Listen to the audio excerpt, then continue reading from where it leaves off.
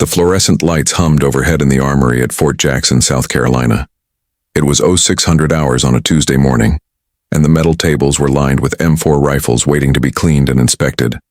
Staff Sergeant Elena Vega sat alone, at the far end of the room, her hands moving with practiced precision as she disassembled each weapon, her eyes focused, her movements almost mechanical. She didn't look up when the door swung open. She didn't need to. The voices told her everything she needed to know. Well, well, well. Look who drew armory duty again, came the voice of Corporal Danny Hutchins, a stocky man in his late 20s with a smirk that seemed permanently etched on his face. Guess they found the perfect job for you, Vega. Quiet, out of the way, safe. Behind him, two other soldiers snickered. Private First Class Ryan Cole and Specialist Marcus Webb. They were all part of the same unit, Charlie Company, 2nd Battalion. They'd all deployed together 6 months ago, but only some of them had come back the same. Elena said nothing. Her fingers continued their work, sliding the bolt carrier group free, inspecting it for carbon buildup, wiping it down with a clean rag. Her jaw was tight, but her face remained expressionless. Hey, Vega, Marcus called out louder this time. You hear Hutchins talking to you? Still, she didn't respond. Ryan laughed. Maybe she's gone deaf. You know, from all that desk work she does now. The words stung. But Elena had learned long ago that silence was sometimes the strongest weapon. She'd learned it in the mountains of Afghanistan. She'd learned it in the hospitals afterward. And she'd learned it here, in this armory, where she'd been reassigned after coming home. Danny walked closer, his boots echoing on the concrete floor.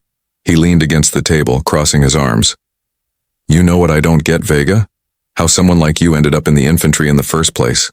I mean, no offense, but you're what, 5'4"? 120 pounds soaking wet? 5'5", Helena said quietly, not looking up. Danny grinned. Oh, she speaks. Marcus and Ryan moved closer now, forming a loose circle around her workspace. It wasn't threatening exactly, but it wasn't friendly either. It was the kind of posture that said, we own this space, and you're just visiting. Seriously though, Ryan said, picking up one of the rifle components from her table and examining it like he was a quality control inspector. Why'd they stick you here? This is usually a punishment detail. What did you do? Fail your PT test? Elena's hands paused for just a fraction of a second. Then she resumed her work. I heard she got injured, Marcus said, lowering his voice like he was sharing a secret even though he clearly wanted her to hear. Some kind of training accident or something. That's why she's on light duty now. Training accident, Danny repeated, shaking his head. That's rich. Probably twisted an ankle doing jumping jacks. The three of them laughed. Elena finished reassembling the rifle in front of her and set it aside with the others she'd already completed. Then she pulled the next one toward her and began again. Disassemble, inspect, clean, reassemble. Her rhythm never broke. You know what I think? Danny said, leaning in closer. I think they only sent her downrange to check a box. Diversity higher, female in a combat unit. Looks good for the Army, right? But when it came time to actually do the job, that's enough, Hutchins. The voice came from the doorway, sharp and authoritative. All four of them turned. Captain Lisa Monroe stood in the entrance, her uniform crisp, her expression hard. She was in her early 40s, a logistics officer who'd been in the Army longer than most of these soldiers had been alive. She had no tolerance for stupidity, and even less for disrespect. Danny straightened immediately. Ma'am, we were just... I don't care what you were just doing, Captain Monroe cut him off. You three have PT in 15 minutes. I suggest you stop wasting time here and get to formation before First Sergeant starts asking questions. Yes, ma'am, they mumbled in unison. They filed out quickly, but not before Danny shot one last glance at Elena, a look that said, this isn't over. When they were gone, Captain Monroe walked over to Elena's table. She stood there for a moment watching the younger woman work. Elena still didn't look up. You okay, Vega? The captain asked, her voice softer now. Yes, ma'am. You sure about that? Elena finally raised her eyes. They were dark brown, steady, and carried a weight that most people twice her age would never understand. I'm fine, ma'am. Just doing my job. Captain Monroe studied her for a long moment. She knew Elena's file. She knew what had happened in Afghanistan. She knew about the firefight, the ambush, the rescue mission that had gone sideways. She knew about the wounds, some visible, most not. But she also knew that Elena Vega had never asked for special treatment, never complained, never made excuses. Those boys don't know what they're talking about, Captain Monroe said quietly. I know, ma'am. They don't know who you are, what you've done. Elena's hands paused again, just for a second. With respect, ma'am, I'd prefer to keep it that way. Captain Monroe nodded slowly. She understood. Some soldiers wore their medals and their stories like armor. Others buried them deep, where no one could see. Elena was the latter. Understood, the captain said. But Vega, if they keep pushing, they won't be a problem, ma'am. Captain Monroe didn't look convinced, but she didn't press. All right, carry on. Yes, ma'am. The captain left, and once again Elena was alone. She exhaled slowly and returned to her work. The rifles didn't judge. They didn't ask questions. They didn't need explanations. They just needed to be cleaned, maintained, and ready, just like her. But as her hands moved through the familiar motions, her mind drifted, unbidden and unwelcome, back to that day. The day that had changed everything. She could still smell the dust, still hear the gunfire, still feel the heat of the Afghan sun beating down on her helmet as she ran through the village, her rifle up, her squad behind her. She could still see the face of the little girl who'd been caught in the crossfire, and she could still feel the explosion that had thrown her 10 feet backward, slamming her into a mud brick wall hard enough to crack her ribs and shatter her left arm. But she pushed the memories down, locked them away, because that's what she'd learned to do. Outside, the sun was rising over the base. Soldiers were beginning their morning routines. The world kept moving, and Elena Vega kept cleaning rifles in silence. But what none of them knew, what Danny and Marcus and Ryan couldn't possibly understand, was that sitting in the front pocket of her uniform blouse, hidden from view, was a small velvet box. Inside that box was a purple heart, and pinned beside it, though she never wore it, was a silver star, for valor in combat. 3 weeks passed. Elena fell into a routine that felt both familiar and suffocating. Every morning at 5:30, she'd wake in her small room in the barracks, lace up her boots, and report to the armory. She'd spend her days cleaning weapons, organizing inventory, and avoiding eye contact with most of the soldiers who passed through. She told herself it was temporary, that eventually she'd heal enough, mentally, physically, to return to active duty, to a real assignment, to the work she'd trained her whole life to do. But some days she wasn't sure she believed it anymore. The mockery from Danny Hutchins and his friends had become background noise. They'd make comments when they saw her in the chow hall, whisper just loud enough for her to hear when she walked past them during formations. Nothing overt enough to report. Nothing that crossed the line into official harassment. Just enough to remind her that they saw her as less than, as someone who didn't belong. It was a Friday afternoon when things started to shift. Elena was in the armory as usual, working alone. The base was quieter than normal. Most of the battalion had liberty for the weekend, and the skeletal crew that remained was scattered across different duties. She was halfway through cleaning a rack of M9 pistols when she heard voices outside. Loud voices, angry. She paused, listening. I don't care what the manual says, Cole. You do it my way, or you'll be scrubbing latrines until Christmas. It was Staff Sergeant Kevin Braddock, a senior NCO in Alpha Company. Elena didn't know him well, but she'd heard stories.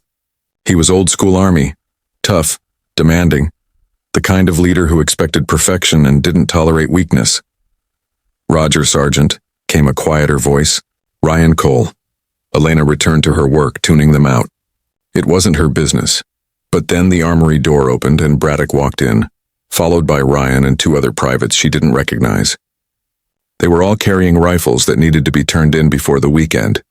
Braddock's eyes swept the room and landed on Elena. His expression didn't change, but she saw the quick assessment he made, the same one most soldiers made when they saw her for the first time in this assignment. What's she doing here? Vega, he said curtly, nodding toward her. "Sergeant," she replied, standing and moving to the counter. Braddock and his soldiers placed their weapons on the table. "Need these logged and stored.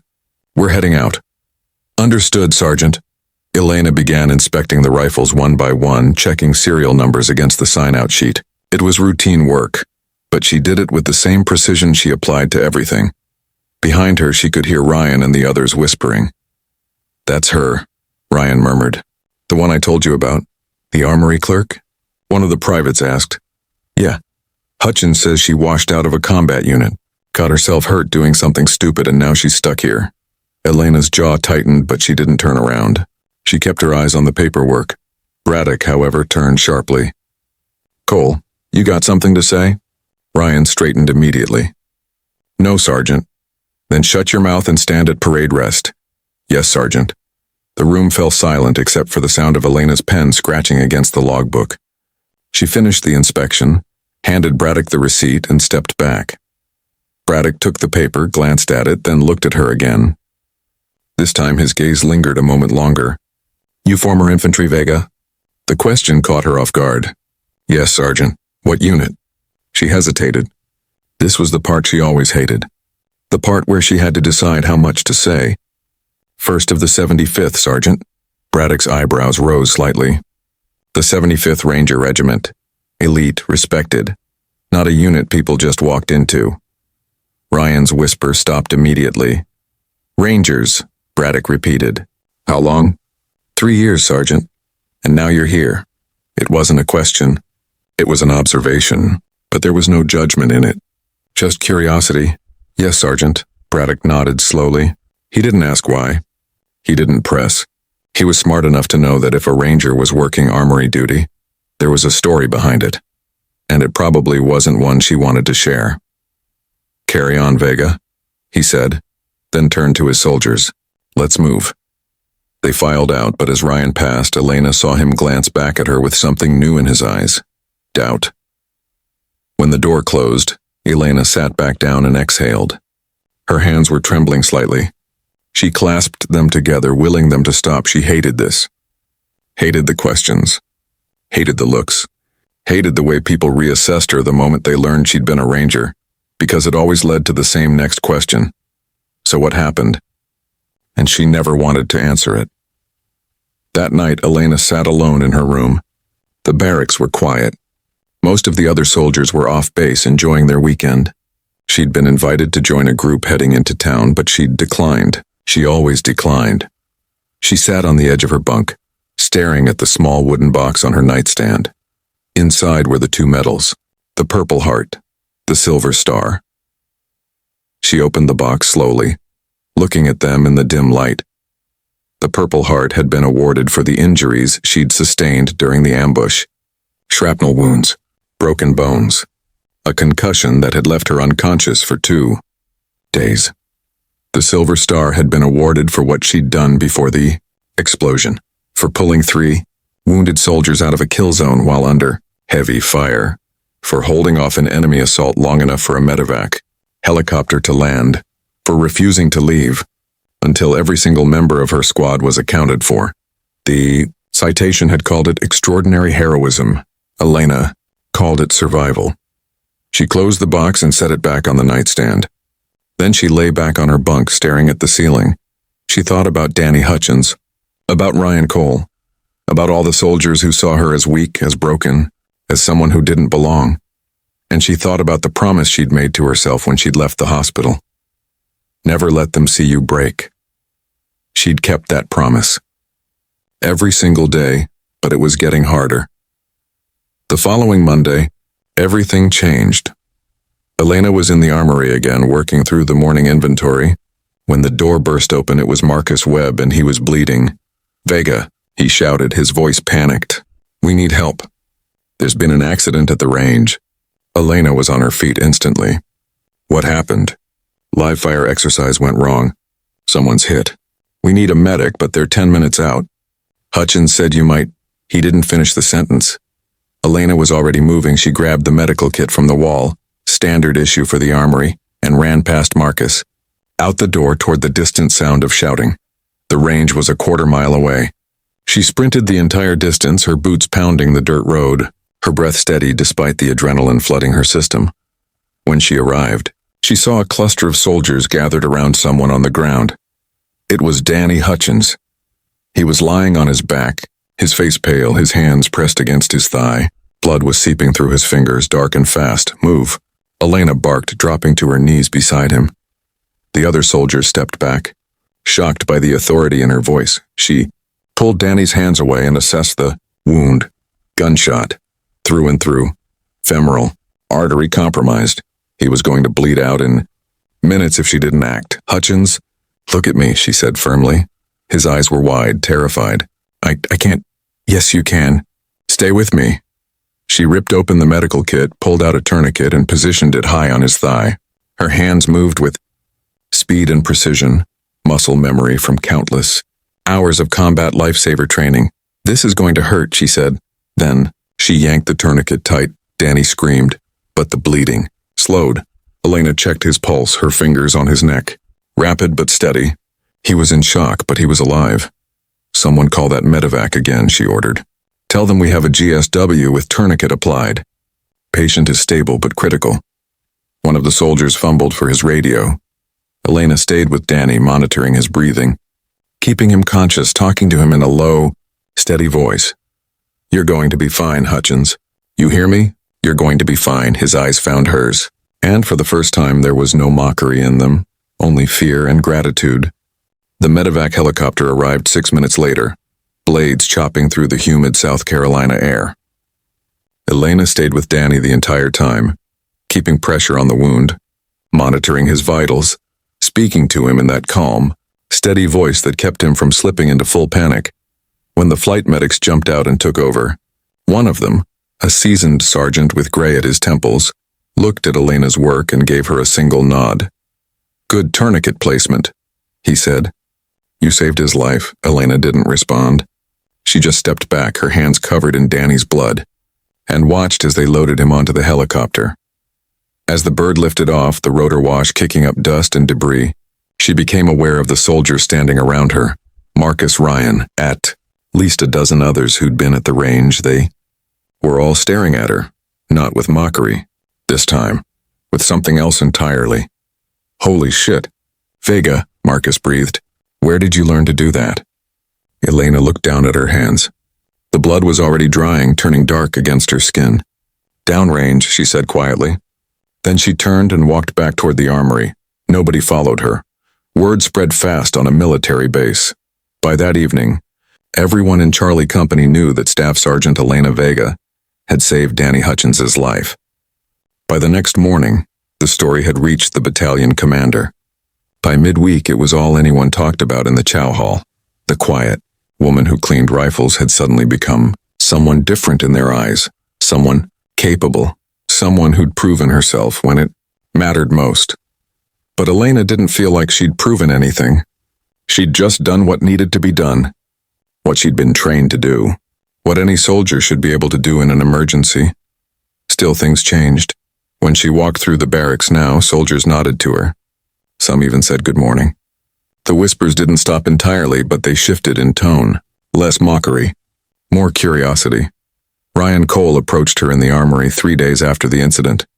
He stood awkwardly at the entrance, shifting his weight from foot to foot before finally stepping inside.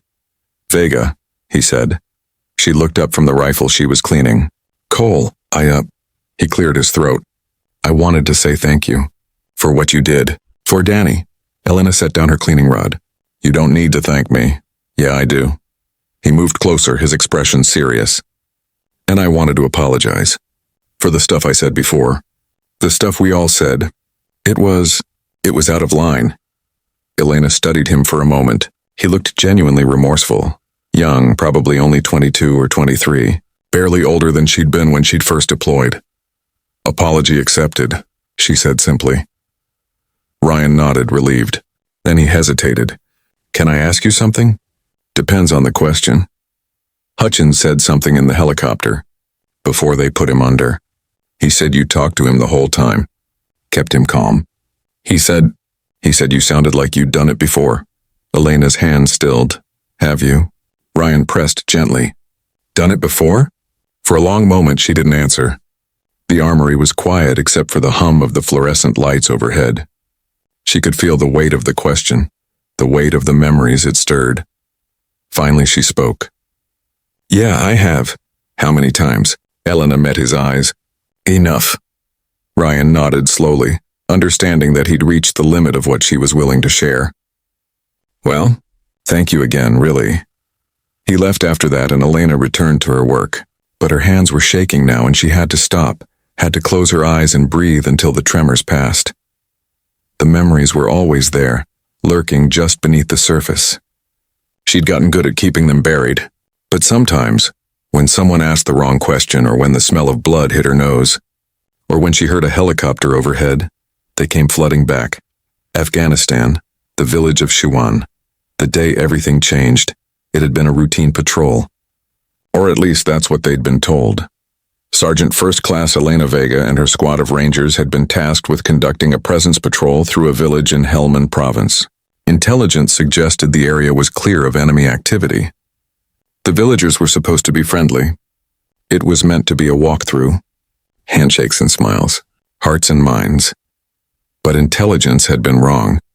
They'd been halfway through the village when the first shots rang out.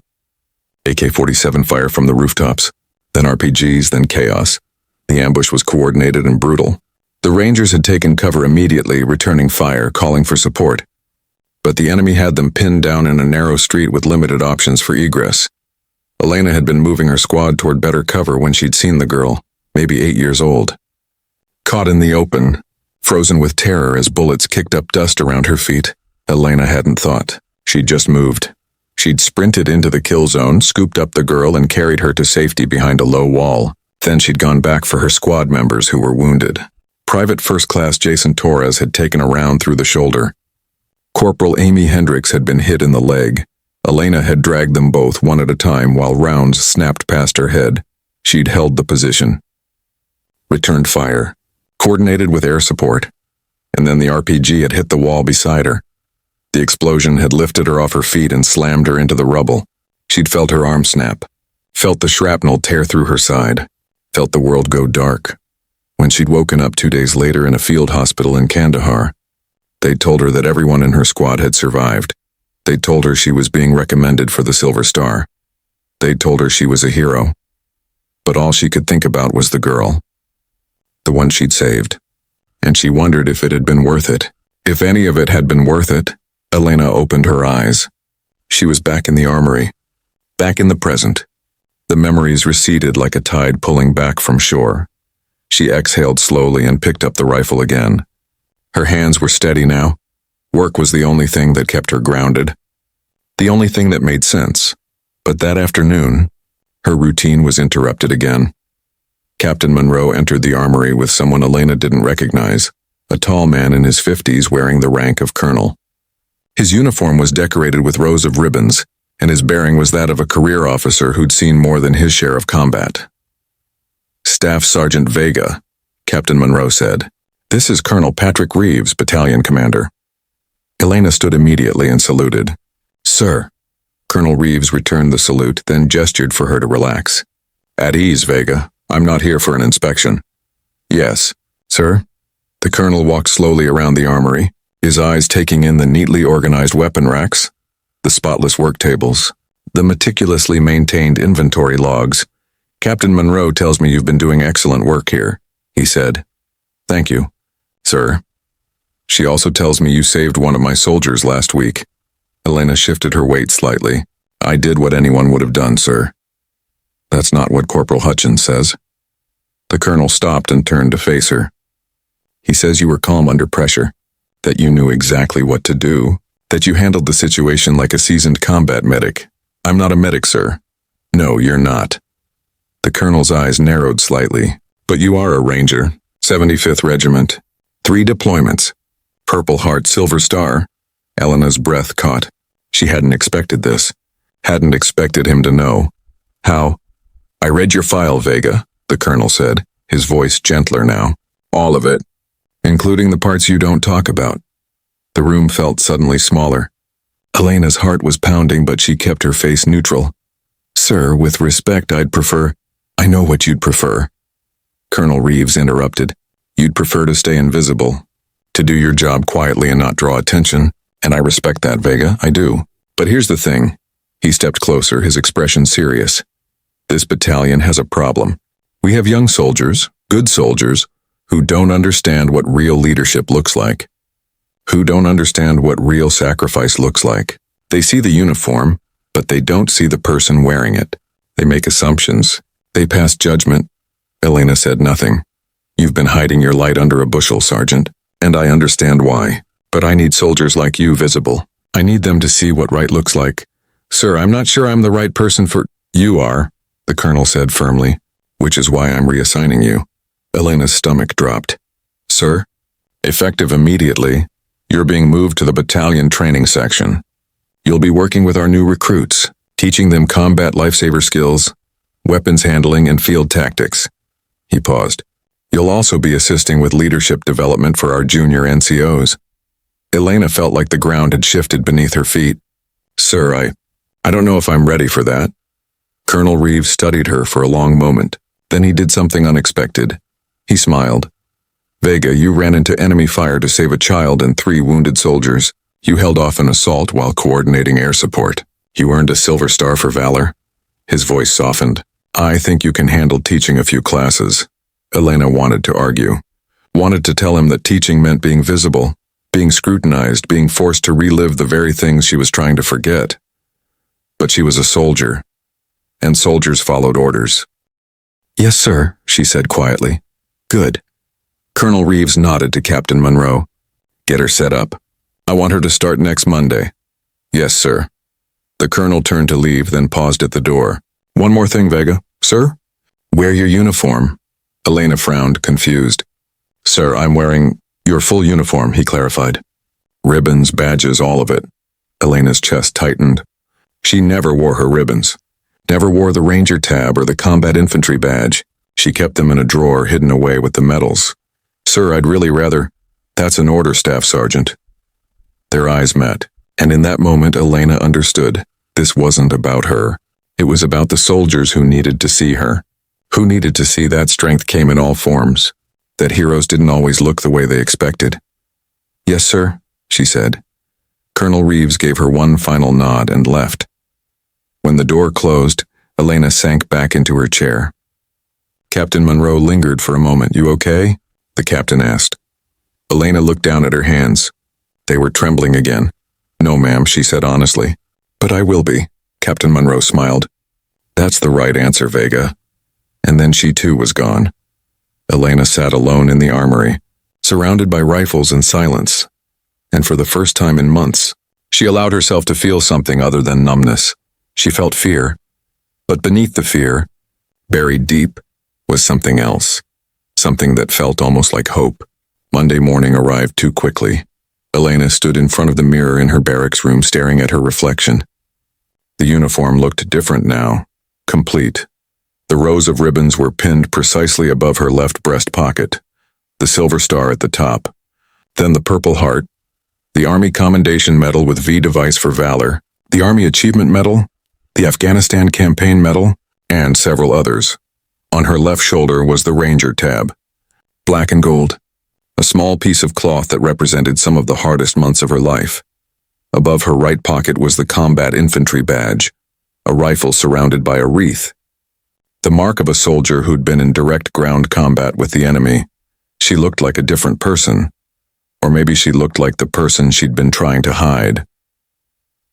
Her hands moved to remove the ribbons, but she stopped herself. Colonel Reeves had given her an order, and more than that, she'd made a decision during the long, sleepless night. She was tired of hiding, tired of being invisible, tired of letting fear control her. If she was going to do this, if she was going to teach, to lead, to be visible, she was going to do it on her own terms. Elena took a deep breath, squared her shoulders, and walked out of her room. The training classroom was in Building 4400, a squat concrete structure on the south side of the base. When Elena entered, she found 30 soldiers waiting for her, a mix of new arrivals and junior NCOs who'd been selected for additional leadership training. Among them were Ryan Cole and Marcus Webb. The moment she walked in, the room went silent. Every eye locked onto her uniform, onto the ribbons, onto the Ranger tab. She could see the calculations happening in real time on their faces. The reassessments. The shock. Ryan's mouth actually fell open. Elena set her bag down at the front of the room and turned to face them. Her heart was pounding, but her voice was steady. Good morning. I'm Staff Sergeant Elena Vega.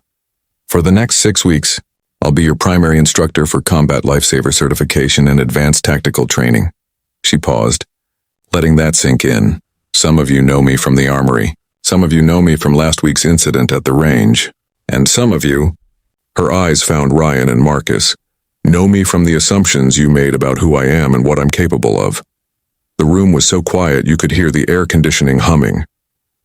Before we begin, I want to make one thing clear, Elena continued. I don't care what you thought about me before. I don't care what you think about me now. What I care about is whether you're willing to learn what I have to teach, because what I'm going to show you over the next 6 weeks could save your life, or the life of the soldier next to you. She picked up a marker and turned to the whiteboard behind her. We're going to start with the basics: battlefield medicine, tourniquet application, wound packing, casualty evacuation. These aren't theories. These aren't drills. These are skills I've used in combat. Skills that kept my soldiers alive when everything went wrong.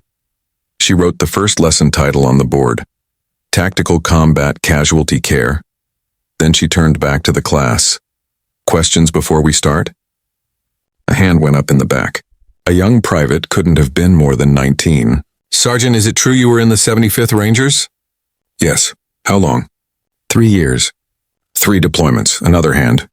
Is it true you have a silver star? Elena hesitated. This was the moment. The moment where she could deflect, change the subject, keep the walls up, but instead she answered, yes. What did you do to earn it? The room was absolutely silent now. 30 pairs of eyes watching her, waiting. Elena set down the marker. She crossed her arms, not defensively, but in the way of someone preparing to carry a heavy weight. We were on patrol in Helmand Province, she began, her voice quiet but clear. Village called Shuan. Intelligence said it was clear. It wasn't. She could feel the memories rising, but this time she didn't push them down. We got ambushed. Heavy contact from 3 directions. My squad was pinned down in a narrow street. I had wounded soldiers in the open, no cover. No time. The classroom had disappeared. In her mind, she was back there. Back in the dust and the heat and the gunfire. There was a little girl, maybe 8 years old, caught in the crossfire. I pulled her out first. Then I went back for my soldiers.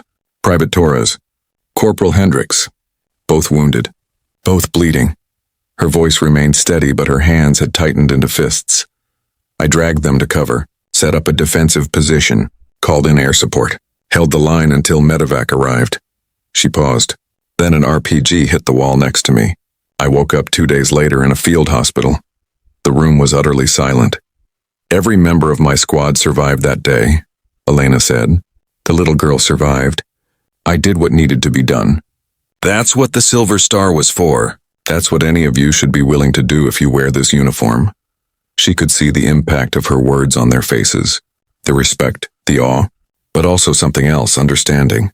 They were beginning to see her not as a woman, not as someone to mock or dismiss, but as a soldier who'd proven herself in the worst possible circumstances. Ryan raised his hand slowly. Sergeant, I'm sorry for what I said before, what we all said. We didn't know. You didn't know because I didn't tell you, Elena interrupted. And that's on me. I spent months trying to be invisible because I thought it was easier than facing the questions. Easier than reliving the memories. She looked around the room, but Colonel Reeves was right. You needed to see this. You needed to understand that strength doesn't look like what you expect, that heroes come in all sizes, all backgrounds, all genders. She picked up the marker again. Now, let's get to work. The next 6 weeks transformed Elena in ways she hadn't expected. Teaching forced her to confront the experiences she'd been avoiding. Every lesson required her to draw on her combat experience. Every demonstration brought back memories. But instead of drowning in them, she learned to use them, to channel them into something productive. The soldiers responded to her with a level of respect and attention she'd never experienced before. They hung on her every word, practiced the techniques she showed them with fierce determination. asked questions that showed they were truly listening, truly learning. Ryan Cole became one of her best students. He stayed after class to practice tourniquet placement until he could do it blindfolded. He asked her to review his leadership strategies for his upcoming promotion board. Marcus Webb apologized formally, in front of the entire class, for the way he'd treated her. Even Danny Hutchins, after he was released from the hospital, came to find her. He was on crutches, his legs still healing, but he made the journey to her classroom. "Vega," he said, standing in the doorway after class one day. She looked up from her notes. "Hutchins, how's the leg?" "Getting better. Doctors say I'll make a full recovery." He shifted his weight awkwardly. "Thanks to you." Elena nodded. "Good to hear." Danny moved into the room, the crutches tapping against the floor. When he reached her desk, he stopped and met her eyes. "I was an asshole," he said bluntly. "Everything I said, everything I implied about you, it was wrong. And I'm sorry." Elena studied him for a moment. The cocky smirk was gone. In its place was genuine remorse. "Apology accepted," she said. "I didn't know who you were, what you'd done." "You shouldn't have needed to know," Elena replied. "You should have shown respect regardless." Danny nodded slowly. "You're right. I should have." He paused. "For what it's worth, you're the best instructor I've ever had. And when I get back to full duty, I'd be honored to serve with you." Something inside Elena's chest loosened. A knot she hadn't even realized was there? "Thanks, Hutchins," she said quietly. He nodded once more, then turned and left. Elena sat alone in the classroom, a small smile touching her lips. Maybe healing wasn't about forgetting the past. Maybe it was about integrating it, using it, letting it make you stronger instead of letting it break you. The graduation ceremony for the Combat Lifesaver course was held on a Friday afternoon in the base chapel. 30 soldiers stood in formation, their uniforms crisp, their faces proud. Each of them had passed the rigorous testing. Each of them had earned their certification. Colonel Reeves was there to present the certificates. Captain Monroe stood beside him, and in the front row, watching with quiet pride, was Elena. When the ceremony concluded, the colonel called her forward. Staff Sergeant Vega, front and center. Elena's heart jumped, but she moved quickly, snapping to attention in front of him. "At ease," the colonel said. Then, loud enough for everyone to hear, he continued. "Staff Sergeant Elena Vega has served this battalion with distinction over the past 6 weeks. Her instruction has been exemplary. Her dedication has been unwavering. And her example has inspired every soldier in this room." He turned to face her directly. "Your time in the armory was necessary for your recovery, but you were never meant to stay there. You were meant to lead, and that's exactly what you've done." The colonel reached into his pocket and pulled out a piece of paper. "Effective immediately. You're being assigned as the senior instructor for the battalion's combat training section. You'll be developing curriculum, mentoring junior instructors, and continuing the work you've started here." Elena's eyes widened. It was a real position, a real assignment. Not light duty, not a placeholder. A role that mattered. "Do you accept this assignment, Staff Sergeant?" Elena's voice was thick, but she kept it steady. "Yes, sir. I do." "Outstanding." The colonel extended his hand. She shook it, and the room erupted in applause. When Elena turned to face the soldiers, she saw 30 faces looking back at her with respect, with gratitude, with admiration, and among them, she saw Ryan and Marcus and even Danny all clapping, all smiling. She'd spent so long trying to be invisible. But now, standing in front of them, fully seen and fully accepted, she realized something important. Visibility wasn't weakness, it was power.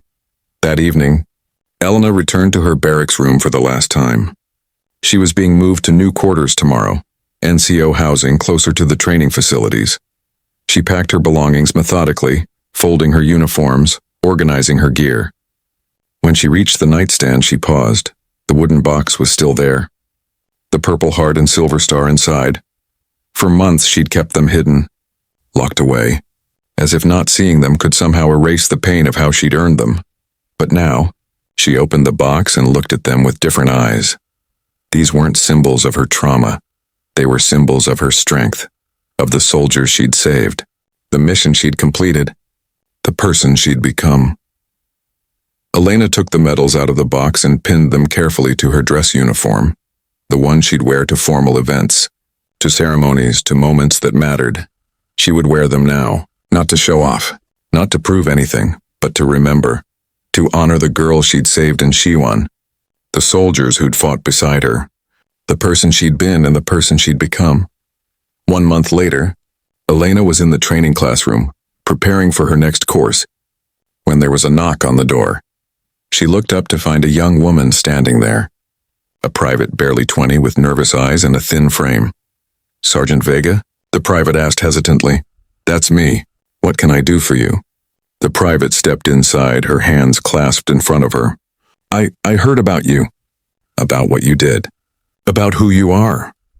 Elena set down her notes and gave the young woman her full attention. "Okay.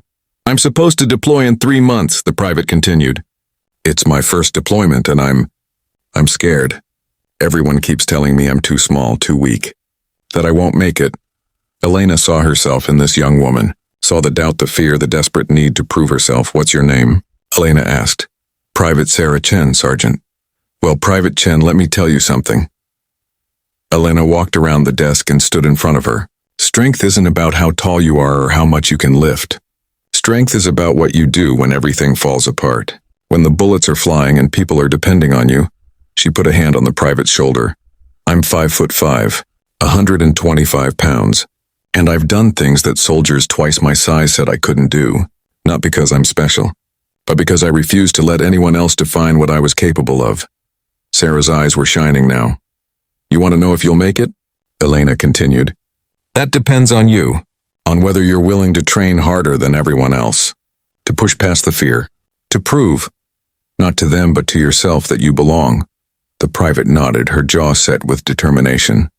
"I can do that, Sergeant." "I know you can," Elena smiled. "And if you need help preparing, my door is always open." "Thank you." "Sergeant, really." As Private Chen left, Elena felt something she hadn't felt in a long time. Purpose. Not the purpose that came from following orders or completing missions, but the purpose that came from making a difference. From lifting others up. From being the mentor she'd needed when she was young and scared and fighting to prove herself. She returned to her desk and looked at the class roster for her next course. 45 names, 45 soldiers who would learn from her experience, who would carry forward the lessons she'd learned in blood and dust and determination. Elena Vega had spent months cleaning rifles in silence, but now she was doing something far more important. She was building soldiers, teaching them to be strong, to be brave, to be ready. And when they saw the Purple Heart ribbon on her uniform, the Silver Star, the Ranger tab, they didn't see decorations. They saw proof that the quiet woman at the front of the classroom had walked through fire and come out stronger. Proof that courage came in all forms. Proof that you should never underestimate someone just because they don't look like what you expect a hero to be. Elena picked up her marker and wrote on the board, "Strength is earned, not given." Then she turned and waited for her students to arrive. She was ready, not just to teach, but to lead. And she would never be invisible again.